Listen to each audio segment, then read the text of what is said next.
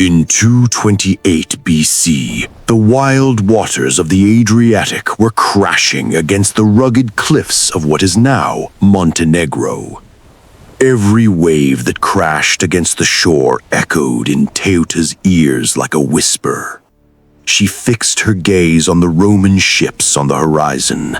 Amid the wind and the waves, she remembered the days that had forged her destiny. She who claimed the Adriatic as her own sea, who bent the Greek cities to her will, who stood against Rome itself and ordered its envoys put to death. This is the story of the Corsair Queen, Teuta. When she was born into a noble house, the salt-laden winds of the Adriatic wrapped around her cradle, and the spirit of Illyria flowed into her veins. In those lands, a woman's strength was not an exception, it was a legacy. Her childhood passed beneath the guidance of ancient sages. Her youth was forged amid the clash of swords. Fate was calling her toward the light of a throne. When she married Agron, two destinies, two powers, two unyielding wills became one, and yet the silent decree of time was drawing near. In 231 BC, the Aetolians laid siege to Medion with a large army in an effort to seize the city. Medion appealed to its ally, Macedonia, for assistance. However, Macedonia was engaged in war with Dardania in the north. King Demetrius II of Macedonia therefore sought help from Agron of Illyria. Responding positively to the call, Agron arrived at Medion with 100 ships and 5,000 soldiers just as the city was on the verge of falling. In a sudden assault, the Illyrians decisively routed the Aetolian army. When Agron returned to Illyria, he was greeted with jubilation in the streets of the capital. The celebrations of victory lasted 3 days and 3 nights amid flowing wine and the echo of music. But in the haze of celebration, the king's hidden illness revealed itself. Agron was suddenly claimed by silence. When Agron died, the songs of victory fell silent and the torches burned out. A dark fear, like a creeping mist, settled over the spirit of the people.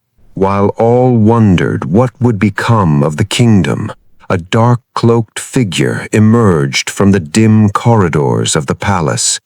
She moved forward through a crowd bowed beneath the weight of mourning. When she took Agron's signet ring, the last breath of a fallen rain seemed to fade into the air. And when her hand touched the throne, the nobles fell to their knees, swearing loyalty to her will. Thus, in the name of her stepson, Pinnes, she became regent of the kingdom, and power passed into her hands. Queen Teuta was like a storm rising from the wild waters of the Adriatic. Her gaze was fixed not only on the rugged shores of Illyria, but on all the riches of the Mediterranean. Her first great move struck at the very heart of the ancient Greek world, the fabled Peloponnese. Beneath the cover of pitch-dark night, the Illyrian fleet slipped southward, each ship heavy with warriors hungry for war. The fertile shores of Elis and Messenia had savored centuries of peace and prosperity. But on that night, the shadowed ships of Illyria struck the coast like a flock of predatory birds. In the trembling glow of torches, Illyrian warriors stormed ashore. Their blades flashed in the moonlight, their shields forming walls of iron. Villages were put to the torch, temples plundered, harbors left burning in flames. Elis and Messenia bent the knee beneath Teuta's relentless will. This was no mere raid, it was a declaration of power. With this strike, Teuta sent a clear message across the Mediterranean. Illyria was no longer a loose confederation of tribes, but a kingdom that commanded the seas and reshaped the fates of nations. The ancient lands of the Peloponnese became the first blood-soaked witness to Illyria's ascent. Before the cries along the Peloponnesian shores had even faded, the Mediterranean was shaken by a new shock. At the heart of Epirus stood Phoenice, renowned for its wealth, a jewel of trade and culture. This ancient city rose like a fortress against Illyria's growing power, and it lay directly along the fleet's return route. After striking a bargain with the Celtic mercenaries guarding the city, the Illyrians found the gates thrown wide open. The clash of steel, the screams, the crimson dance of flames. Illyria's iron claw had seized the most precious jewel of Epirus. This victory proclaimed to the world that Teuta was not only formidable, but a strategist without equal. From the Adriatic to the Ionian Sea, the vital trade routes now lay under her command. With each passing day, her corsair dominion expanded, upturning the balance of the Mediterranean. The mistress of the seas was now Teuta, queen of Illyria. But this rise did not go unnoticed by Rome. Teuta's corsair ships were cutting through the Republic's vital arteries of trade, challenging its supremacy across the Mediterranean. Teuta's next move was the siege of Isa. Rome dispatched envoys to Illyria, demanding an end to the corsair raids and restitution for its losses. Teuta's answer was unwavering. A queen cannot forbid her subjects from gathering spoils at sea.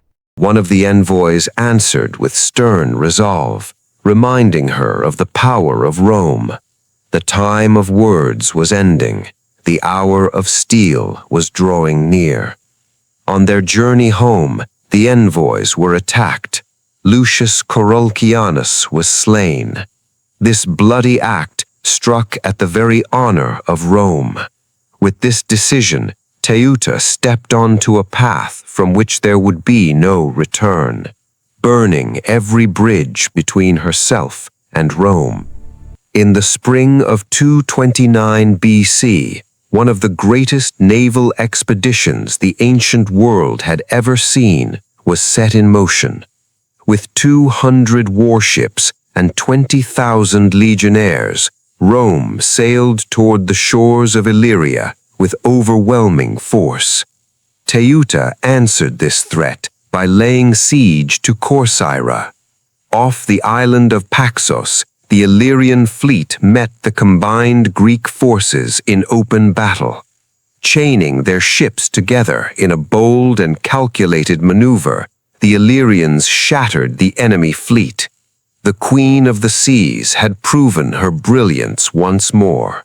Corcyra now belonged to Illyria.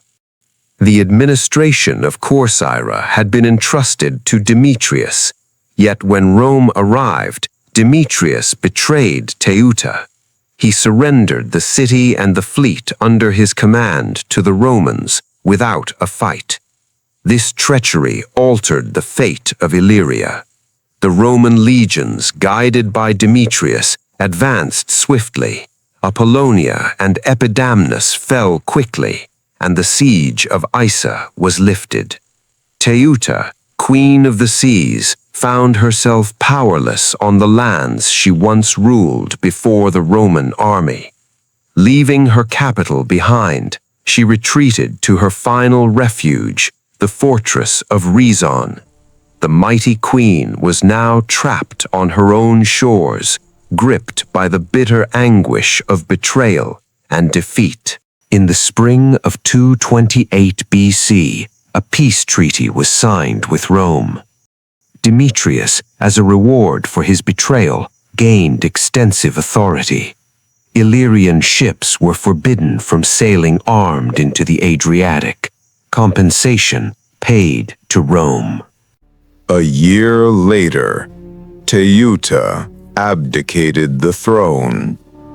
She could no longer rule the sea, but the sea called to her one last time. Silently, she walked to the edge of the cliffs. The wind swept through her hair, and the waves seemed to await her final words. She took one last breath, and Teuta was gone.